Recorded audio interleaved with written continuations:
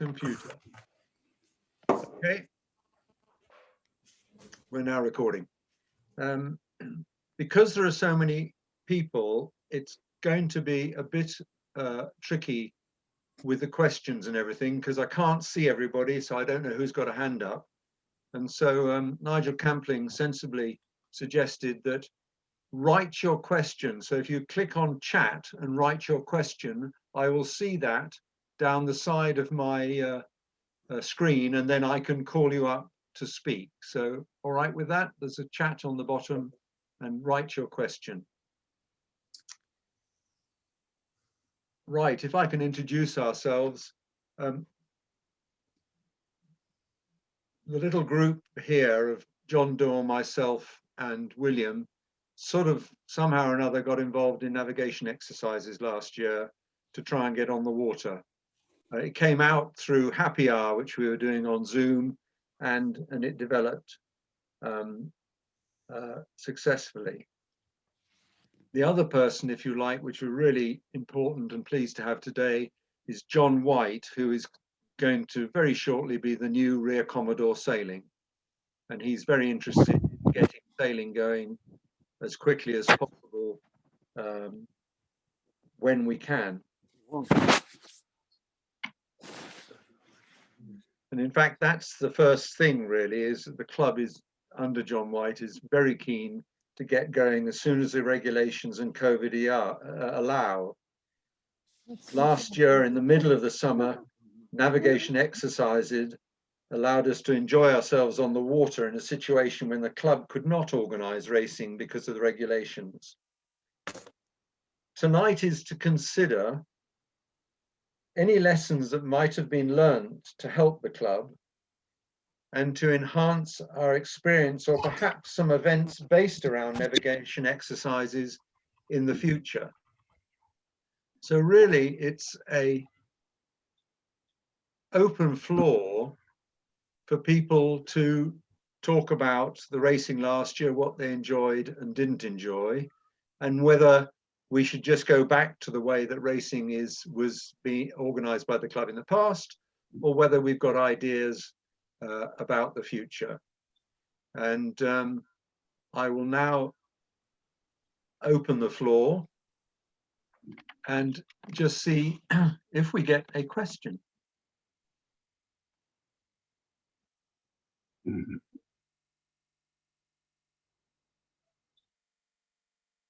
Okay, well, I shall rattle on a little bit more.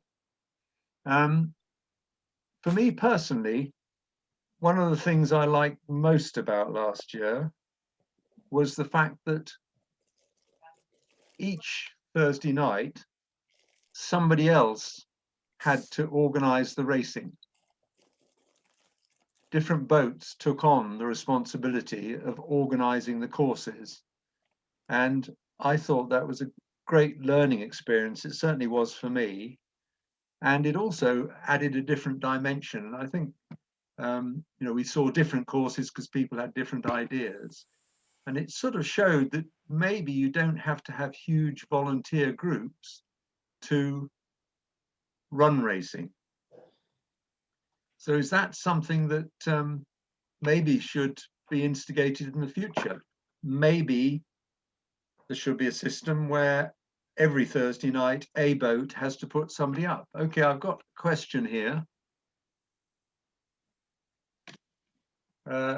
This one is for John Whyte, and it is from Claire. If you'd like to unmute and ask your question. Hi, good evening, everybody, and thank you very much for putting this on. I suppose my question would be, perhaps we could get a bit of a feeling from the club as to what their plans are, as to when they think potentially some racing may be able to start in the format that we ended up with towards the end of last season, and or whether the club feels that we're going to have to start as we did last year, and that is with just the navigational exercises from the beginning. I don't know who would be the most appropriate person to Okay, answer. I'll take on. Claire, thank you for that. There is another question from Rod Clark. Is there any indication from the RYA or any other body when we'll be able to get back on the water? I'll put that to John Whyte first, and then possibly we'll go over to John Doerr because he may have had some conversations with the RYA. So John Whyte. Thank you, Nick. Claire, my intention is that the first opportunity that we can get on the water with the regulations that are in place, we will. And the racing subcommittee at the moment has been set up in such a way that we are almost certainly trying to run racing in the way that we did the late series at the end of last year. That is, with limited crews and so on, but racing taking place in a club series way. We don't know when that's going to happen, but if we do have an opportunity to put something on that follows the format of the navigational exercises, we intend to try and do so. Any comment, John? Have you picked up anything? John Whyte, John Doerr, sorry. Just unmuting, Nick.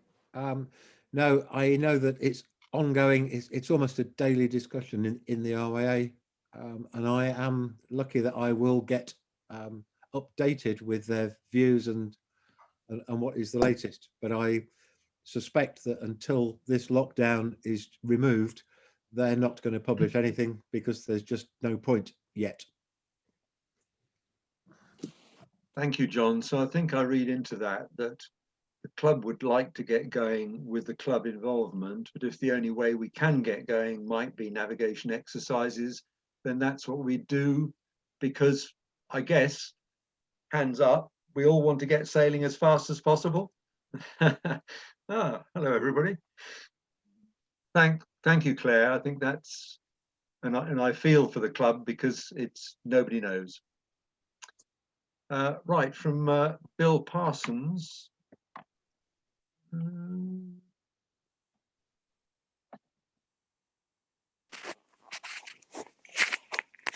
Sorry, just unmuting. No, my question was, irrespective of the status of the virus and all the rest of it, what are people's views on white sails only, 2-sail sailing versus the normal 3 in the UK? Just interested in people's views and the clubs as well. Well, I might just ask William to talk about that, and then I'm going to move on to Nigel Campling, because there are 2 groups particularly that are interested, and probably J8 is, but there's IRC and then folk boats, which have a different view. So okay, so from a folk boat point of view, there seem to be some quite polarized views as to whether 2-sail sailing and sailing with 2 up or 3 up and so on constituted, quote, proper folk boat sailing. On the other hand, we're hosting the event in a couple of years' time, which is 2-sail only anyway. So I was just interested in whether, you know, one day of the week might be 2-sail and another one will be 3-sail and 3 up and 2 up, and just interested in the fleet's views on flexing those numbers. I think that I'll ask Nigel if he's got a view on that. That's a sort of particular question for folk boats, so it is. Yeah. I don't want it to really roll over the whole discussion. Yeah. I suppose the wider discussion is, what's the club's view on flexing what are class norms or class of boat norms, given the learning from this year, doing it in a more constrained way. That would affect IRC as much as folk boats in its own way. Okay. William, do you have a view about 2 sails? Well, I think we started with white sails only, and it was interesting for everyone. How especially those who are used to very much sailing with spinnakers, and yes, we learned how to sail as quickly as we could, especially downwind with white sails only. Having on the water sort of coaching from Ronan Grealish from North was very good, because he taught us an awful lot about the jib position, outhauling, etc., etc. And then we moved on when we went from 2 to 3 people. to having one leg where we could use the spinnaker. And then we went to 4 people. This is in the sort of the big, the 2 cruiser racer classes. And we eventually end up with 4 crew, and you could have 1 hoist, 1 drop. Now, I put in 1 hoist, 1 drop simply because I thought there'd always be some smart ass who wanted to do a peel. And I felt that possibly got over the problem. But everyone took it in the right spirit. And yes, it worked well. But the white sail only racing was very successful. And if we sail with 2 people again, I think we start there. I think part of it is just to do with safety, because if we're going out when we're trying to sail, even though a lot of the regulations are still pressing us down, we don't want to get the RLymYC out. And so that if we're seen to be careful with what we do and the wind strengths, then that is a very sensible thing to do, because we don't want to lay ourselves open and suddenly have the whole river cruise closed by seeing to be foolish in what we do. Yeah, I noticed. I think Nick, so as far as the folk boats are concerned, whether you go white sail or 3 sail, obviously it's a whole lot different chucking a folk boat spinnaker up with 2 people than it is on a larger boat. So we would probably have no problem physically, whether it were 2 or 3 sail. I think there's a debate that Bill's just started as to whether or what would be the ideal for everybody. But it's much easier for us to do spinnakers on folk boats. Well, I think that we'll leave that particular discussion, which I'm sure will run, to the folk boats. Yes. I've got some more questions, but I also noticed that Alan Hill had his hand up. Nick? Oh, sorry. Okay. Nick, it's just to tell everyone that the racing subcommittee has been looking very carefully at these kind of rules, both for the informal racing, but also for the early series, the spring series. And it's actually quite well advanced in terms of the way the fleets are looking at things. The folk boats have made a decision that they will start with 2 if the restrictions apply. John Turner's been done some conversion in terms of boat lengths for the LAH and what crew they would be allowed. The rest of us who race in IRC are happy with the 2/3 rounded down compared with the certificate. I think the premise that everyone is operating on is that we want to race on an even basis, so that we don't want to find similar boats with 1 boat with 5 on board and next only have 2. And I think that, you know, the overall concern is the distancing on board, and whether people are vaccinated or not, or whether the cases have dropped, the distancing rule will still be in force. So we are going to have to restrict numbers probably for the spring series. Beyond that, it's too far to look. But there are a set of guidelines that the racing subcommittee has worked out for all of the events, for all of the classes, which I think serve very well. The classes are free to decide whether they want spinnakers or no spinnakers. But the key thing is it's a level playing field, because if you allow family groups to race together, you could have a family with 5 people on board and then another boat with 2, and that isn't racing. The field must be level to make it fun, whatever we do. Thank you, Alan.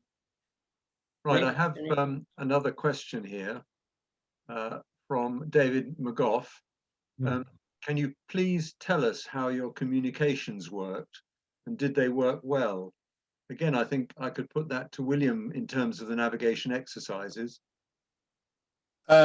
Yes, the WhatsApp group using WhatsApp worked extremely well. The only slight wobble we had was on the first Thursday when we used it. We found that phone reception between Burthons and the wave barrier was awful. But we soon got over that. And the way we got over it was we issued the courses probably 2 hours before we actually started racing. well, sailing competitively. And it worked well. It also had the added benefit that when we were sailing two-handed, that when it came to the start, we weren't all milling around with one person really trying to work the course out. So effectively boats were sailing single-handed. So there was a sensible thing from the safety point of view as well. We used VHF to repeat the course 5 minutes before we started, and that also worked well in case anyone's phone wasn't working. But overall, the communications were good, and I don't think we had any problems at all. I don't think there were any problems. I think one could also say there was WhatsApp groups for J80s, folk boats and IRC, and then also sort of the groups did talk to each other to try and just get an idea of what they were doing, and sometime and sort of arrange to race to the east or to the west of the river mouth. That again, was pretty simple. Yeah, but again, Nick, that was important that the coordinators all knew what each other's courses were, because we did have one instance where we were going around the same mark in opposite directions, but it only happened once, and we very quickly made sure that the coordinators for each class spoke to each other. I think one of the things that was interesting, because everybody knew that it was difficult, or not difficult, but they were sort of treading new ground in an unusual situation, that I don't think there were any protests, and everybody played the rules, did it correctly, and there was, a good feeling out there, if you like. So we didn't have any problems. And when you're trying to do something off the bat, as we were, that was a significant part of the success of the whole thing. I hope that answers the question on the communication. I've just got one other thing. There's on J80s, Nick. Just wait a moment, Jim. One other thing that I think was important, though, is that when times are talked about, I think it's important to say something like all times will be mobile phone times. So if the start is at 6:15, if your mobile phone time is the time you take, so that everybody's working off the same time. You're not having somebody on a boat who's slightly out of time trying to count it down and all the rest of it. And so that with a WhatsApp, VHF, and everybody knows the time, you've ticked off 3 pretty important items.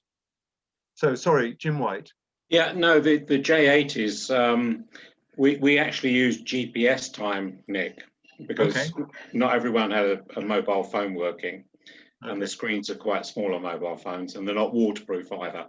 The other thing was we nominated one person every Thursday to shorten the course or change the course. It wasn't a debate, we just authorised one person to do that. And we did that a few times, and that worked really, really well using VHF.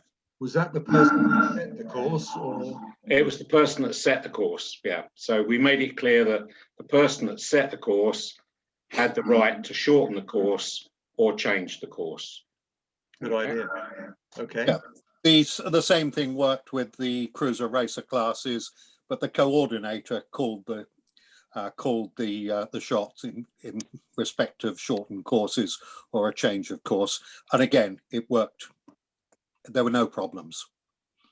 I've got another question, and this is from Andrew Higgs. As the racing is likely to be somewhat short-handed to begin with, it would be helpful to not have any movable marks, as it takes a lot longer to work out, input the bearings and distance, etc.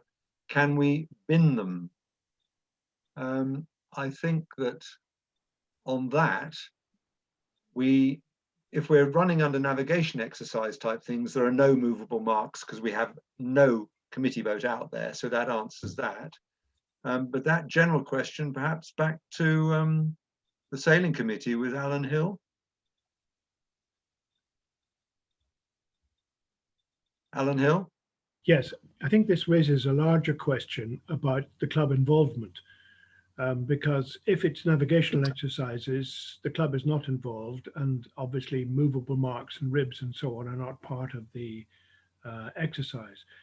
I think if it becomes a bit more like the late series and there aren't very many suitable navigational marks, we're going to have to use movable marks, but they could be minimized. I think that's all I can say at the moment. I don't know what the plan is for the boatmen, which marks they will lay, which sailing marks they will lay, whether they will lay the whole lot, because we might be a little short of marks generally, apart from the navigational boys. Okay. Shall I put the supplement? Yeah. John Doerr, you were raising your hand? If you like, yeah. Yeah, I mean, I'm a little bit concerned by what Alan said there.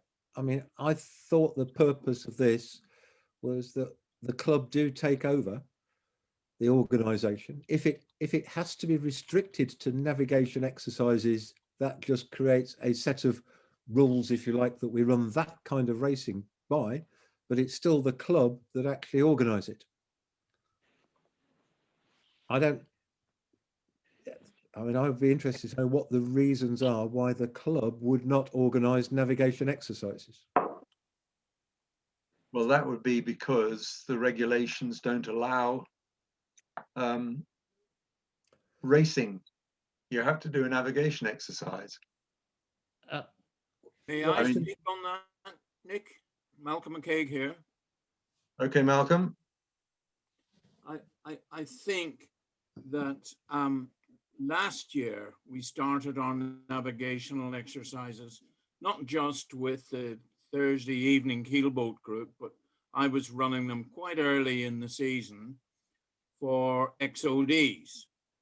And we sort of took the view then that as long as we did them privately and didn't involve the club and didn't fly club bird Gs and so on, we would be able to do what we liked. And in fact, what we were actually doing was engaging in a bit of sophistry. You know, if you're starting a time trial of any sort that goes off and everybody has to sail around the course, and at the end of the time, at the end of that exercise, submit their times and some sort of a result is calculated, that's a race. You know, we can call it a navigational exercise if you want, but in fact, it's a race by any other measure. I think we got away with doing that last year. Well, season just passed, April, May, because none of us really knew, and we weren't alone in this, no one really knew how bad this COVID business was going to be. Many people thought it was just like flu, but a bit worse. And we were indulging, frankly, in sophistry. I think this time around, everybody realizes that the situation is much worse.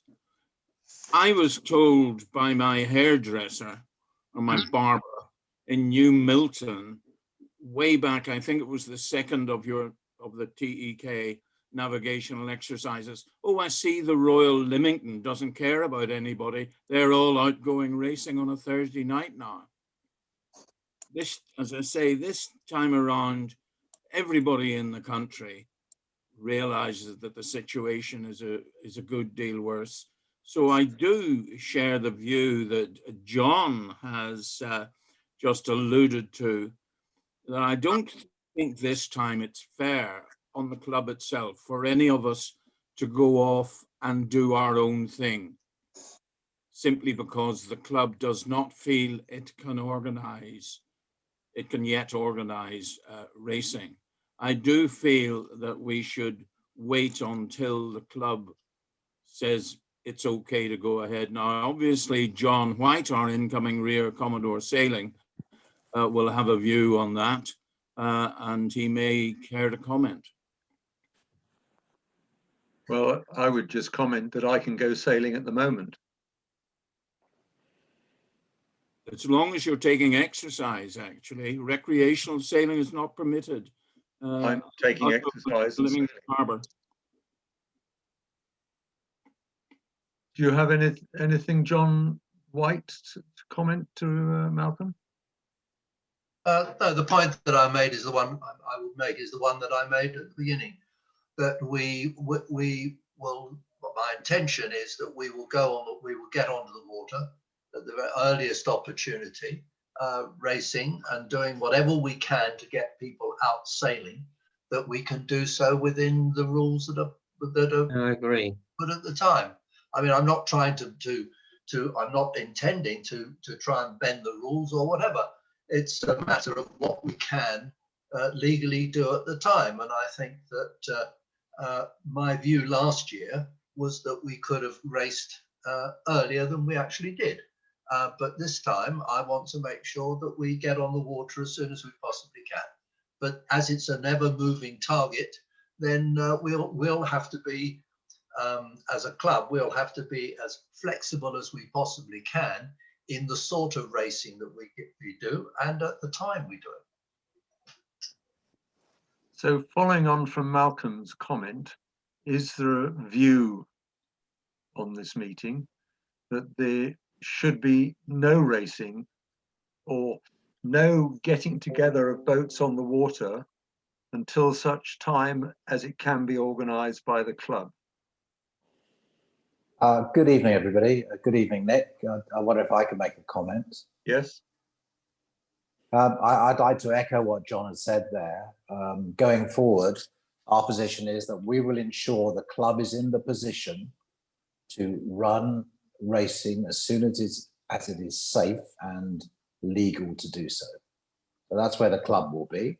And as Alan Hill has said, there may be some mitigations in that in respect of the restriction of crew numbers or whatever we need to do to make it safe and compliant. But we're absolutely determined that the club will be in position to run racing as soon as we can. So that's where we are on that point. There is a reputational thing here. You know, this is a terribly serious situation, as everyone's aware. And in fact, recently, we suspended junior training, even though it was still possible to do it under the regulations, as we felt it would impact on the reputation of the club to see a slipway full of sailors going out whilst everyone else was locked down. So we've just got to get a proportionate response to this. And as you say, people are allowed to go sailing if it's exercise, and we're not seeking to tell people what they can and cannot do. But we have to do what's right, and we have to protect the reputation of the club, and that's what we will do. I agree. That was Phil Lawrence, if you hadn't, who is the incoming Commodore.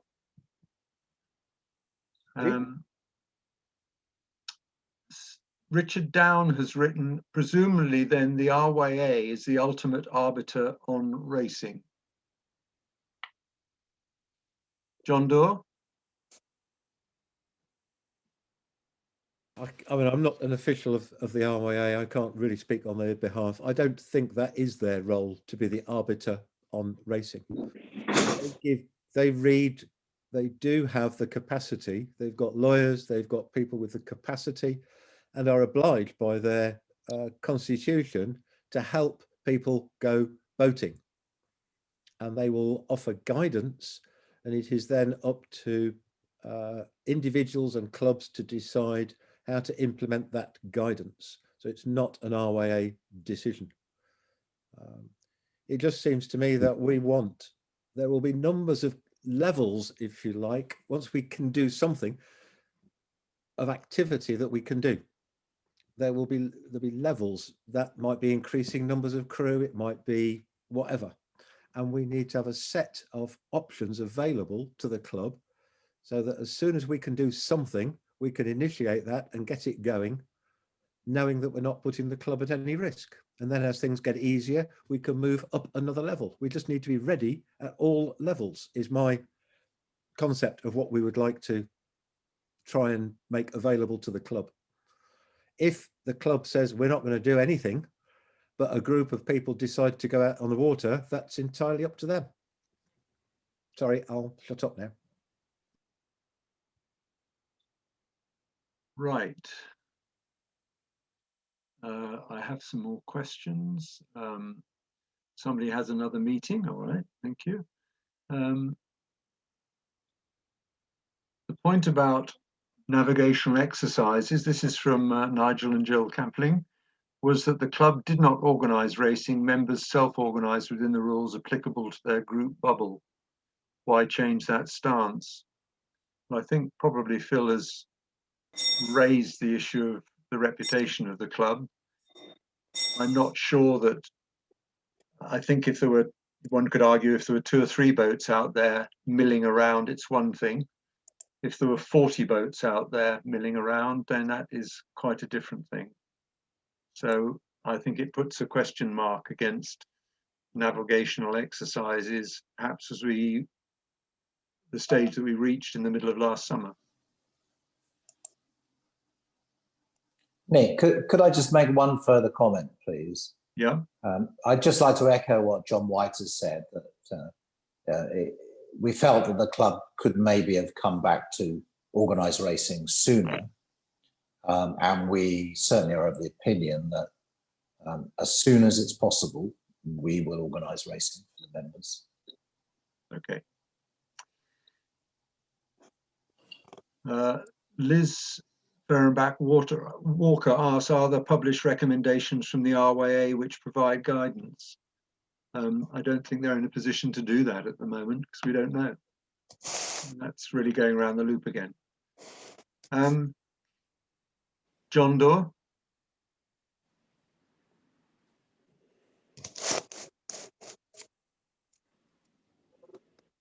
John, I can't hear you. Yes. Yes, the RYA have published guidance and they continue to update the guidance, and it is accessible through the RYA website. Good answer. Okay. So if we perhaps move sideways a little bit and just... Can I come in there quickly? Roger Wilson speaking. From a health and safety committee subcommittee point of view, we have written risk assessments for every possible scenario, and as soon as the situation changes, we will change the risk assessments to fit in with those, so that we can run the racing. That is based on government guidelines and RYA guidelines. So the club will be ready to run racing depending on the guideline, and the health and safety subcommittee are absolutely following all the time what is happening with government and RYA. Thank you very much. Question from Stephen Crates. Wherever you are, Stephen, you haven't written. Welcome to Auckland, INEOS Team UK's outpost in New Zealand, where we're challenging for the 36th America's Cup. I'm going to take you through the 11 crew positions on board our race yacht, Britannia. She's a 75-foot foiling monohull weighing 6 tons and can reach speeds of up to 60 miles an hour, all whilst flying on things about the size of an island. Somebody got something else on? Need to mute them. Thank you. Our man from Wales, Blenheim, and he trims the big soft sail with double skin mainsail, which is basically the engine of the boat. It's the thing that drives us through the water. He's effectively... Nick, you have the power to mute everybody. You could just shut everybody up. If you go onto your things, you can just mute everybody. I think it stopped. I find that with the chat up, seem to have lost my ability to mute everybody, but anyway, we're okay now. Stephen Crates, have you got a question? Hello? No, he's gone. Jim Whyte says, the club seems to have 3 tests before club organised racing can resume. Duty of care to be met, legally allowable, and reputation preserved. Who decides if tests are met? Well, I imagine that's the sailing committee. Would that be right, John Whyte? I think it's the health and safety committee, it's the sailing committee, and it's Rear Commodore of the racing subcommittee. I mean, I think everyone's going to be involved in making that decision. Next question from Jonathan is, what if some boats keen on navigation exercises are not club members. Nothing to do with us. Yeah, that nothing. Navigation exercise is a separate exercise. We'd rather like the idea that if people from the club have put a lot of effort into trying to do something that other people don't ride on it, it's a reason to be a member of the club. Andrew Higgs asked, should those racing under IRC bother to get 2021 certificates or just use the last one we had?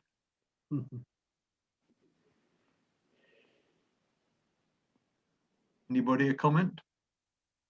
That's one, I think, for Alan Hill.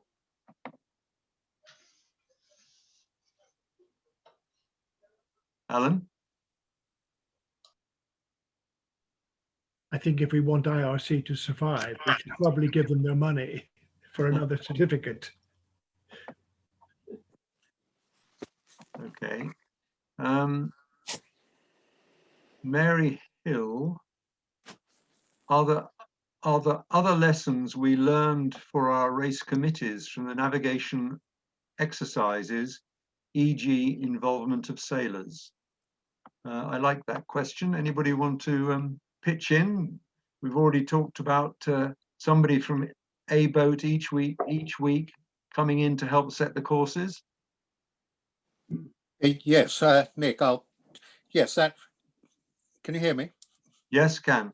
Yeah, yes, that worked very well, having the courses set by the competitors in each class. The other thing that was very good was that the coordinator for each class, collectively, the coordinators, we set a maximum win limit. So they could say, right, racing's off. So it took the onus away from any committee by having this maximum wind speed limit, and that worked well. Everyone knew we can all go on to see what the wind speed is at the platform. We knew if it was above the average wind speed that we'd set, we weren't going to go racing. So it took the onus away from any of the committees. Good point. Good point. Nick, can I come in here? Yes. Again, I have been asked by, it's Roger Wilson again, I have been asked by Racing Subcommittee to be PRO of Thursday evening this year, and I will be writing sailing instructions and everything so that we can actually get going as soon as possible. I love the concept of crew, and we have used before team members from yachts recommending courses. The problem we have on Thursday night is we have up to 90 boats on 5 different courses, and we try desperately hard to ensure that you go around different marks, especially to Lewis, and that's hard. And the problem with one person for one class writing his course is it's great and it's lovely to see the structure of his course, and I'm always happy to see that, to see how he'd like to run his course. My problem as a race officer is I have to fit everybody else in because he always gets the best marks. And what I try to do is share them out a bit so that we actually, everybody gets good racing, not just one class. My comment about the using a fixed, I mean, again, from the navigation exercises, you're fixing the courses 2 to 3 hours before you're going racing. So any wind shifts in the last period of time just means you're doing reaching courses, which is maybe what you're happy to do. But I'd have thought if you had a race team, we ought to be doing better than that. And certainly when Jenny and I are running it, we work really hard to try and change the courses if the wind changes from what we've written before to give you a beat. And so that you actually have true beats and true runs if we can possibly achieve it. The problem from the other problem is about fixed speeds, is that it depends enormously on the direction of the wind and the tide. And the problem, I mean, from the feedback I'm getting from the XOD class and other things, is they say, well, we always been out too early here in Lymington, and that gives them no practice in sailing in heavy winds because we always stop. And that may be what you want, and if that's what you want, I'm sure as a race team we'll provide it. And quite a lot of sailors actually want to race in more wind as long as the sea conditions are such that they can actually they aren't going to lose people over the side. And what we try and do is look at the wind in relation to the weather and which is the forecast and also the sea conditions, and actually allow you to run racing in higher wind speeds if we believe it's safe. If that's not necessary and that's not what people want, we're quite happy to stop and just leave you running navigation exercises because we've got other, we can do other stuff. I don't know what people think, but that's just my view as somebody. And Jenny and I have done a fair bit of a Thursday night race officering, and I am supposed to be PRO for next year. So, but I would be interested in people's thoughts on those. Thank you. A question from Richard Down is, as a matter of interest, has Roger's committee checked with the views of insurers about racing to see what the insurance companies regard as official racing or otherwise, or perhaps wind strengths? I don't know. Roger? Shall I answer that one? Yes, Yeah. we have. Yes, we have.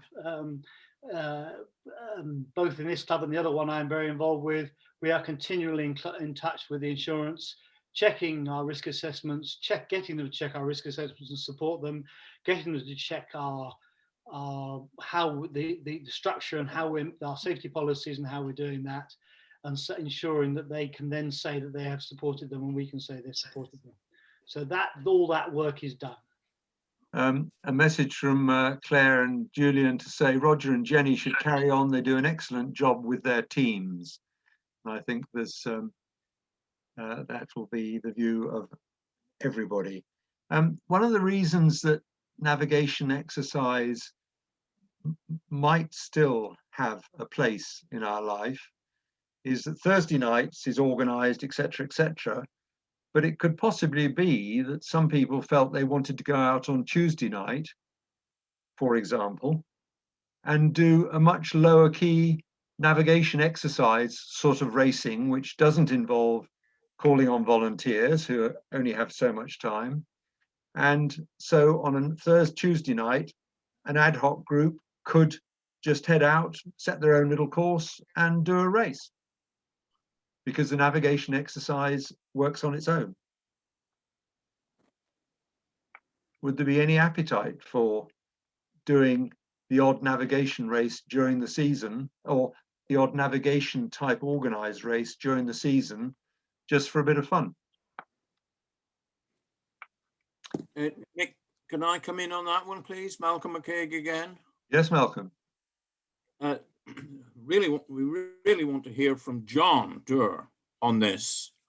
But of course, under the racing rules of sailing, it's not all just about port and starboard tack. There's a whole section of the racing rules. I think it's part 7. John will correct me if I'm wrong, about the organization of racing. And that lays down that it's got to be run by a club and an organizing authority and so on. So it's got to be formal.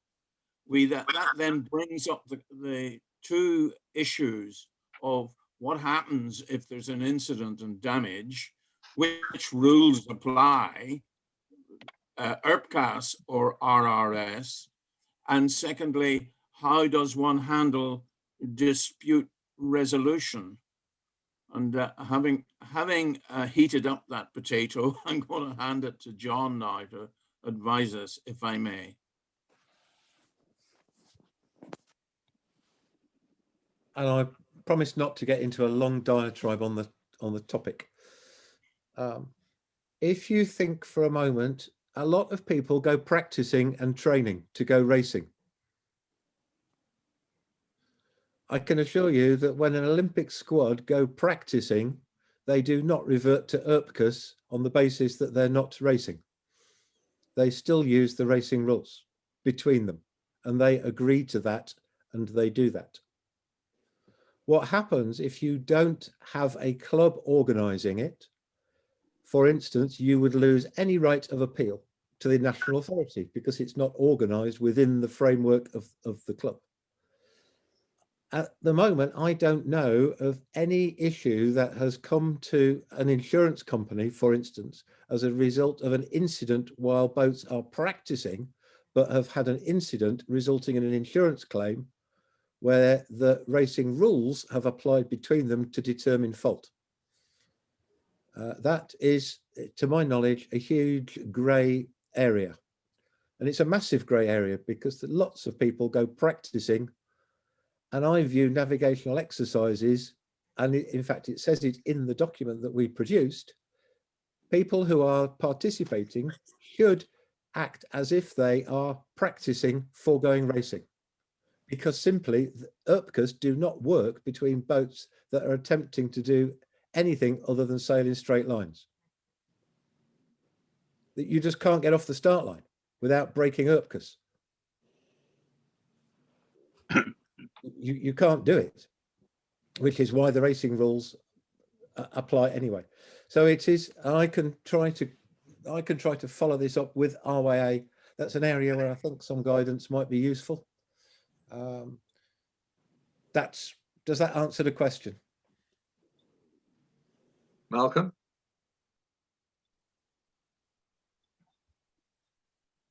It appears to. Yes, sorry, I was trying to press the wrong unmute button. Yes, it answers the question completely. I really just wanted to raise it so that everybody's aware of the situation. And John, of course, makes that very good point.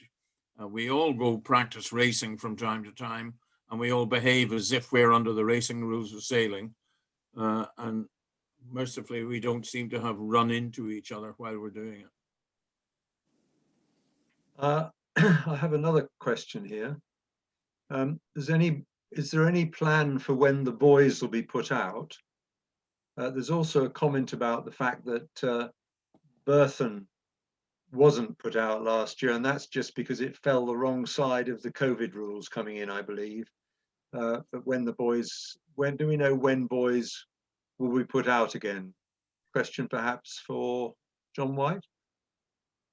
The answer to that, I don't know, but I know that the boatmen are at present preparing all the buoys ready to be put into the water. Okay. But I can't give you a date of when they're going to go in. Okay. Good. And of course, as you suggest, Nick, we do not put all the buoys out. Some of the buoys are our buoys, some of them are Lymington Town buoys. Most of those are laid by the harbour commissioners, our own harbour commissioners. But then a lot of the buoys around which we race are in fact SCRA buoys. And as you've indicated, that's why a couple of those were missing last year because there was a delay. They're laid by Kingston Services and Cowes, in other words, basically Cowes Harbour Master on contract to SCRA. And they had a problem getting them all in the water. Then COVID came in and there obviously wasn't going to be any racing for a long time. And SCRA decided to save the money on putting the buoys in. So it's quite complicated. Okay. Has anybody else got anything else that they want to raise which we've not covered or feel is important? Because I see no point in running long meetings when we could be drinking wine. Nick, could I have a quick Yes, certainly. Good evening, everyone. For those of you who don't know me, I'm Heather Jones, GC. I'm fairly new to the club, but now a GC member. And thanks to Mary and her lovely coaching, I've now taken over the volunteers coordination on Thursday night. Obviously, this year, in the very short 4 weeks that we had with racing, we really struggled to get volunteers. And it might be because obviously we have the older generation, which is fantastic from the volunteers to help on the race committee, but obviously very nervous about being on the committee boat in close proximity. Obviously, if this continues, that may be a bit of a problem coming up to the early series this year. But if anybody knows of anybody that's interested in becoming a volunteer on Thursday night, we'd be very much open arms for them. And I do believe on the 16th of February, Malcolm, is that something you're doing around doing recording and score sheets? So if anybody is interested, would we be encouraging people to come in on that session? Okay. But if anyone's got any ideas how we might be able to drum up some interest, because unfortunately we really did struggle this year. Well, that might be a point where a boat crew comes in on a Thursday night and acts as help if we get to that stage. Yeah, yeah, I agree with you, Claire. I think putting something out in the newsletter, and that's something I'll be working with Vicky on, and maybe coordinate anybody that's interested, and maybe just do a mini training session for those that could be. But I do think we may have a problem that people are a bit nervous being in close proximity on the racing, on the committee boats. Okay. Anybody else? Nick, can I make a point? Just as a follow-up to that, really, and on behalf of the of Mary McGough, really, that and Malcolm, it's the fact that as so many people got involved in the navigational exercises in setting courses, we'd love to see them joining the race management team. So there's Malcolm's running a course at the end of this one, if we get enough people. And so why don't some of the racers come along to that, and then we can hopefully entice them to join in the race management. Hear, hear, said Malcolm McKeag. Agree. Good. Anybody else? Because otherwise, Mr. McGill. No, just saying goodbye. You're very prompt. Thank you very much. What I'd like to do is pass over to John Whyte, who will just have a few words before we finally press the leave button. Thank you, Nick. Well, actually, I thought I'd said my last piece, which was on the plea for the race management team and anyone who wishes to take up race officering. But on the club's point of view, I just reiterate what I've said, I think, twice already this evening, and which Phil also came up and said as well, is that rest assured that we will be on the water as soon as we possibly can. We're ready to go and we'll be there. So we hope to see you out there, and let's hope we can get some longer period of racing in this year, make up for last year. Thank you. Thank you very much, everybody. Look forward to seeing you on the water at some point. Bye then. Thank you very much. Bye then. Thank you very much. Bye. Thank you, Nick. Thank you, Nick. Well done. Well done. Bye bye.